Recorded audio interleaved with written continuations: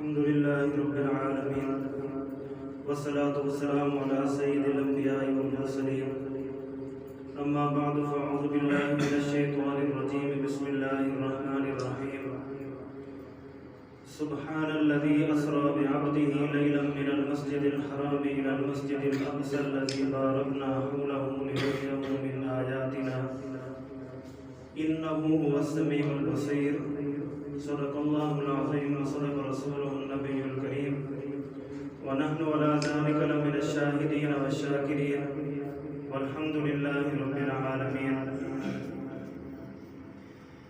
معراج دا دھم دھامہا حوراں دا چرچا عامہا جبریلہا تا غلامہا بلغ العلا بکمالہی دھما پیاں ملکاں دے وچ ہو کے ملے فلکاں دے وچ آیا گیا پلکاں دے وچ کشفت دجا بجمالہی جیرا جو سیدے در گیا جیرا گیا وہ در گیا پرجوش سکدہ مر گیا حسنت جمیع خصالہی ابو جہل اوے مٹھی وچ کنکریاں پا اکھے اے محمد اے دسا کنکر ہتھاں وچ بول پہ صلو علیہ وآلہ اللہم صلی علی محمد وعلی محمد كما صليت على إبراهيم وعلى آل إبراهيم إنك حميد مجيد اللهم بارك على محمد وعلى آل محمد كما باركت على إبراهيم وعلى آل إبراهيم إنك حميد مجيد میرے انتہائی واجب الاحترام، میں نے آپ لوگوں کے سامنے قرآن مجید میں سے ایک آیت تلاوت کی ہے، اور اس آیت میں اللہ تعالیٰ نے اپنے نبی کا ایک معجزہ ذکر فرمایا ہے، جس معجزے کے بارے میں رات باقاعدہ بات بھی ہوئی ہے تفصیل سے۔ وہی چند باتیں آپ لوگوں کے سامنے دوبارہ پیش کروں گا۔ اللہ تبارک و تعالیٰ سے دعا ہے کہ جو کچھ ہم کہیں اس پر ہمیں اللہ تعالیٰ عمل کی بھی توفیق عطا فرمائے۔ ایسے کہنے اور سننے سے تو کوئی فائدہ نہیں ہوتا جب تک ہمارا اپنا عمل نہ ہو۔ تو اللہ تعالیٰ سے دعا ہے کہ اللہ تعالیٰ پہلے مجھے، کیونکہ میں خود کہتا ہوں جو بندہ واعظ کرے اور خود اس پر عمل نہ کرے تو اس کے لیے بہت بڑی سزا ہے۔ اس لیے دعا ہے اللہ تعالیٰ مجھے بھی ان باتوں پر عمل کرنے کی توفیق عطا فرمائے اور پھر آپ لوگوں کو بھی۔ تو رجب المرجب کا یہ مہینہ ہے، تو اس مہینے کے حوالے سے آج 27 رجب المرجب ہے، تو اسی 27 رجب المرجب کو نبوت کے 11ویں سال رسول اللہ صلی اللہ علیہ وسلم نے جب نبوت کا باقاعدہ اعلان کیا، تو اعلان کرنے کے 11ویں سال آپ صلی اللہ علیہ وسلم کو 27 رجب کو یہ معراج کا واقعہ پیش آیا، اور اللہ تعالیٰ نے اپنے نبی کو یہ اعزاز دیا، یہ اعجاز دیا، کیونکہ آپ صلی اللہ علیہ وسلم نے نبوت کے اعلان کے بعد جو تکلیف اٹھائی ہے، جو کفار مکہ نے آپ صلی اللہ علیہ وسلم پر جو تکلیف پہنچی ہے، جو عزائم پہنچائی ہیں، ان کا اللہ تعالیٰ نے انہیں اعزاز دینا تھا، اعجاز دینا تھا۔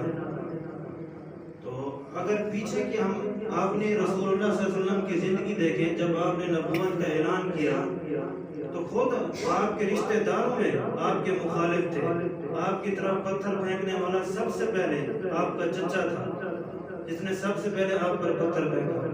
یہ غیر بندہ اگر تکلیف دے تو وہ تکلیف ختم بھی ہو جاتی ہے، جب کوئی اپنا چاہے زبان سے ہی کوئی بات کہہ دے تو وہ پھر جاتے جاتے ہی جاتی ہے، وہ دل میں لگ جاتی ہے، چاہے جائے کہ انہیں پتھر مارا جائے، چاہے جائے کہ ان کے خلاف بائیکاٹ کیا جائے۔ تو رسول اللہ صلی اللہ علیہ وآلہ وسلم کو یہ ساری تکلیف اٹھانی پڑی، یہاں تک کہ کفار مکہ نے آپ کے دادا کو فرمایا کہ آپ اپنا پوتا ہمارے حوالے کر دیں ورنہ ہم آپ سے بائیکاٹ کریں گے، تو انہوں نے آپ کے حوالے نہیں کیا۔ تو سارے کفار مکہ، یہاں تک کہ ان میں آپ کے رشتہ دار بھی تھے، سب نے آپ کے ساتھ بائیکاٹ کیا۔ شیب ابی طالب میں آپ تقریباً 3-4 سال تک آپ قید میں رہے، آپ کے صحابہ بھی آپ کے ساتھ تھے، کسی قسم کا کسی کے ساتھ کوئی تعلق نہیں، نہ کوئی شادی، نہ کوئی بیاہ، نہ کوئی کھانا، کوئی خوشی غمی، سب سے آپ کو بائیکاٹ کیا ہوا تھا۔ یہاں تک کہ ایک عہد نامہ لکھا اس عہد نامے کو لکھ کر خانہ کعبہ میں اسے لٹکا دیا کہ کوئی بھی ان کے ساتھ سلام دعا نہیں کرے، کوئی بھی ان کے ساتھ شادی غمی نہیں کرے، کھانے پینے تک سب کچھ بائیکاٹ کر دیا۔ اور اللہ تعالیٰ کا معجزہ تھا، جس نے یہ معاہدہ لکھا تھا تو اللہ تعالیٰ نے اس کا ہاتھ ہی شل کر دیا۔ اس کے بعد اس کے ہاتھ نے کام کرنا ہی چھوڑ دیا، اور 3 سال تک آپ ایک غار میں ایک قید رہے شیب ابی طالب میں۔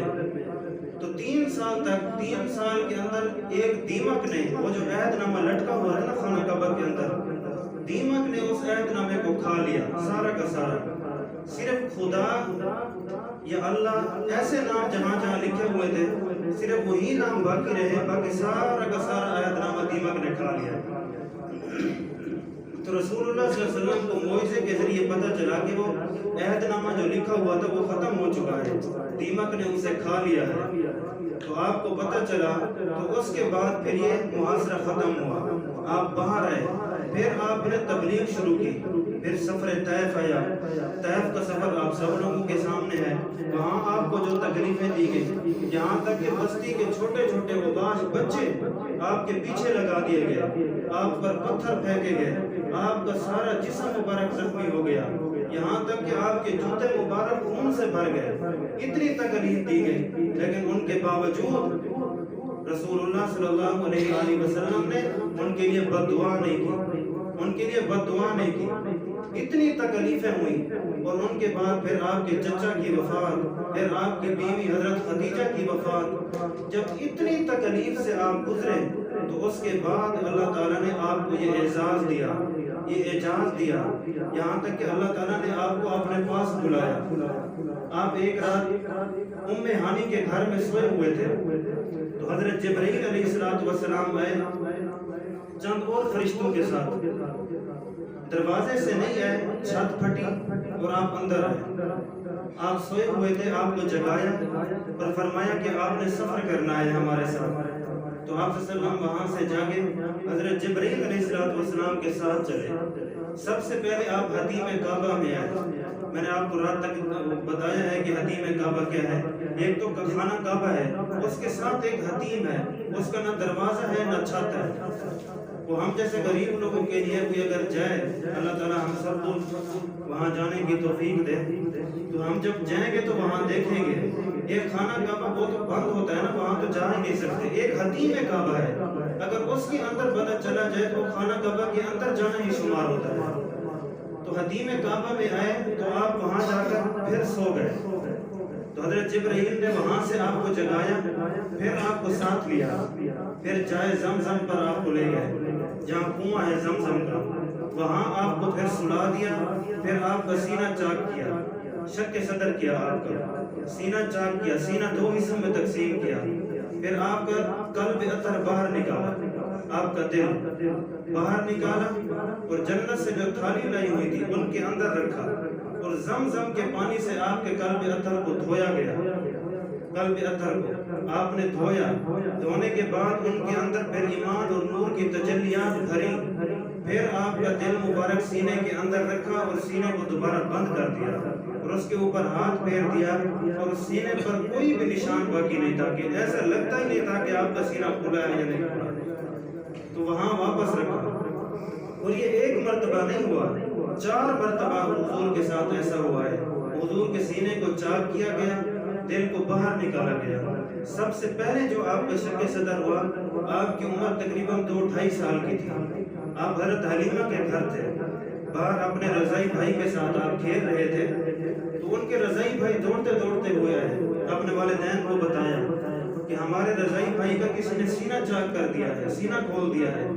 حضرت حلیمہ اور ان کے شوہر دوڑ کر آئے کہ یہ کیا ہو گیا۔ جب آپ باہر آئے تو دیکھا کہ آپ صلی اللہ علیہ وسلم کھڑے ہوئے تھے اور آپ کے چہرے کا رنگ اڑا ہوا تھا۔ تو آپ کو آ کر پوچھا تو آپ نے بتایا کہ حضرت جبرائیل حضرت میکائیل آئے تھے، انہوں نے میرے سینے کو چاک کیا، میرا دل باہر نکالا اور اس کو دھویا۔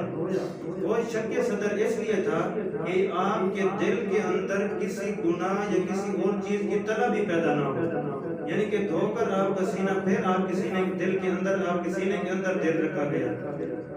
اور دوسری مرتبہ جب آپ کی عمر 10 سال کی ہوئی تو پھر آپ کا شق صدر ہوا، پھر بھی اسی طرح ہوا. پھر جب آپ کو نبوت عطا ہونے لگی، نبوت عطا ہونے کے کچھ عرصہ پہلے آپ کا سینہ پھر چاک کیا گیا، کیونکہ آپ کو نبوت ملنے والی تھی نا، اس لیے آپ کا سینہ چاک کیا گیا. پھر آپ کا دل صاف کیا، پھر اندر رکھا، پھر بند کیا. اور چوتھی مرتبہ جب آپ کو معراج پر لے جانے کا واقعہ آیا، پھر آپ کا سینہ چاک کیا گیا، پھر آپ کا دل دھویا گیا، پھر اندر رکھا گیا. یہ 4 مرتبہ حضور کے ساتھ ایسا ہوا.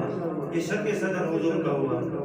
پھر وہاں سے براق پر سوار ہوئے، سواری پر. ایک روایت میں آتا ہے کہ رسول اللہ صلی اللہ علیہ وسلم آگے بیٹھے اور حضرت جبرائیل پیچھے بیٹھے اور وہاں سے چلے. سب سے پہلے آپ وہاں رکے مدینہ میں، اور حضرت جبرائیل نے بتایا کہ یہ وہ جگہ ہے جہاں آپ نے ہجرت کر کے آنا ہے. ہجرت کر کے جہاں آپ آئیں گے یہ وہ جگہ ہے. یہاں آپ اتریں اور 2 رکعت نماز نفل پڑھیں. وہاں پر آپ نے 2 رکعت نماز نفل پڑھی. وہاں سے پھر آگے لے جایا گیا. پھر طور سینہ پر وہاں اترے تو حضرت جبرائیل نے کہا یہ وہ جگہ ہے جہاں موسیٰ علیہ السلام اللہ تعالیٰ سے ہم کلام ہوتے تھے. یہاں آپ 2 رکعت نماز نفل پڑھیں. پھر وہاں آپ 2 رکعت نماز نفل پڑھی اور وہاں سے پھر آگے چلے. پھر وہاں مدین کی بستی جہاں حضرت شعیب علیہ السلام کی بستی ہے، وہاں آپ اترے. وہاں آپ نے 2 رکعت نماز نفل پڑھی. پھر وہاں سے آگے چلے تو بیت اللہ جہاں حضرت عیسیٰ علیہ السلام پیدا ہوئے، حضرت جبرائیل نے بتایا کہ یہ وہ جگہ ہے. وہاں آپ اترے. وہاں آپ نے پھر 2 رکعت نماز نفل پڑھی. پھر وہاں آپ سے آسمان کا سفر کیا. آپ بیت المقدس جب پہنچے تو اللہ تعالیٰ نے سارے انبیاء کرام کو وہاں جمع کیا ہوا تھا. 1,24,000 پیغمبر سارے وہاں جمع تھے. حضرت جبرائیل نے جا کر وہاں اذان دی. اذان دینے کے بعد اب جماعت کے لیے سارے انبیاء کرام کھڑے ہیں. حضرت جبرائیل نے ہمارے نبی آقا انعامدار حضرت محمد مصطفیٰ صلی اللہ علیہ وآلہ وسلم کا ہاتھ مبارک پکڑا اور مصلی پر کھڑا کر دیا. اور ہمارے نبی کا یہ لقب ہے کہ آپ امام الانبیاء ہیں. سارے انبیاء کے امام ہیں. آپ سارے انبیاء آپ کے پیچھے ہیں اور آپ سب سے آگے ہیں. آپ مصلی پر آگے ہیں. آپ نے سب انبیاء کو نماز پڑھائی، یہاں تک کہ آپ کے پیچھے ملائکہ تھے، یعنی کہ فرشتے بھی آپ کے پیچھے نماز پڑھ رہے تھے. وہاں آپ نے نماز پڑھائی. نماز سے فارغ ہوئے پھر آپ کا آگے سفر ہوا. جب آپ پہلے آسمان پر پہنچے تو پہلے آسمان پر حضرت آدم علیہ السلام سے ملاقات ہوئی. دوسرے آسمان پر حضرت عیسیٰ اور یحییٰ علیہ السلام سے ملاقات ہوئی. تیسرے آسمان پر حضرت یوسف علیہ السلام سے ملاقات ہوئی. چوتھے آسمان پر حضرت ادریس علیہ السلام سے ملاقات ہوئی. 5ویں آسمان پر حضرت ہارون علیہ السلام سے ملاقات ہوئی. 6ٹھے آسمان پر حضرت موسیٰ علیہ السلام سے ملاقات ہوئی. 7ویں آسمان پر آپ کے دادا حضرت ابراہیم علیہ السلام سے ملاقات ہوئی. ان سب سے ملاقات کرنے کے بعد پھر آپ نے آگے کا سفر کیا سدرۃ المنتہا. جب وہاں پہنچے تو جبرائیل کے قدم وہاں رک گئے. جبرائیل نے کہا یا رسول اللہ اس سے آگے میں نہیں جا سکتا، یہ میری اختتامی جا ہے. اگر اس سے آگے میں ایک بلشت بھی اگر آگے بڑھا تو میں جل کر بھسم ہو جاؤں گا. آگے آپ جانے اور آپ کا خدا جانا. آگے آپ نے ہی سفر کرنا ہے. تو اس سے آگے آپ نے سفر کیا. وہ کس چیز پر سفر کیا یہ اللہ جانتا ہے اور اللہ کا رسول جانتا ہے. مختلف روایات ہیں لیکن اللہ اور اس کا رسول بہتر جانتا ہے کہ آگے کا سفر کیسے ہوا. وہاں جب پہنچے تو اللہ تعالیٰ نے اپنے آگے سے سارے پردے ہٹا دیے، سارے پردے. تو فیس ٹو فیس اللہ تعالیٰ سے ملاقات ہوئی. ہمارے نبی اللہ تعالیٰ کو دیکھا، اللہ تعالیٰ نے ہمارے نبی کو دیکھا. دونوں کی ملاقات ہوئی. تو میں نے رات بھی آپ لوگوں کو بتایا تھا کہ قرآن میں اللہ تعالیٰ نے واضح بتا دیا ہے فَكَانَ قَابَ قَوْسَيْنِ أَوْ أَدْنَىٰ.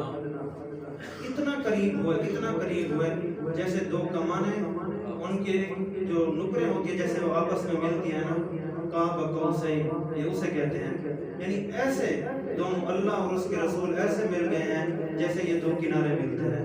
اور آگے فرماتے ہیں قاب قوسین او ادنا، اس سے بھی زیادہ قریب تھے ہم دونوں، اس سے بھی زیادہ. اب اس سے زیادہ کتنے قریب تھے یہ یا اللہ جانتا ہے یا اللہ کا رسول جانتا ہے. یہ دونوں اتنے. دیکھو اللہ تعالیٰ نے کتنا بڑا مقام دیا ہے ہمارے نبی کو، اور یہ کتنا لمبا سفر کتنے مختصر وقت کے اندر اللہ تعالیٰ نے اپنے نبی کو کرایا ہے. اور اس کے بعد نہ کوئی اتنا لمبا سفر اتنے تھوڑے وقت میں قیامت تک کوئی کر ہی نہیں سکتا. یہ معجزہ ہے. یہ اللہ تعالیٰ نے اعزاز دیا ہے اپنے نبی کو، یہ عزت کے ساتھ نوازا ہے، یہ اعجاز ہے۔ عاجز یوجد اعجازا، اعجاز کا مطلب ہوتا ہے کسی کو عاجز کر دینا، یعنی ایسا واقعہ پیش کرنا، ایسا معجزہ پیش کرنا کہ اس کے مقابلے میں کوئی اور پیش کر ہی نہ سکے، یعنی کہ ہمارے نبی کا یہ ایسا معجزہ ہے۔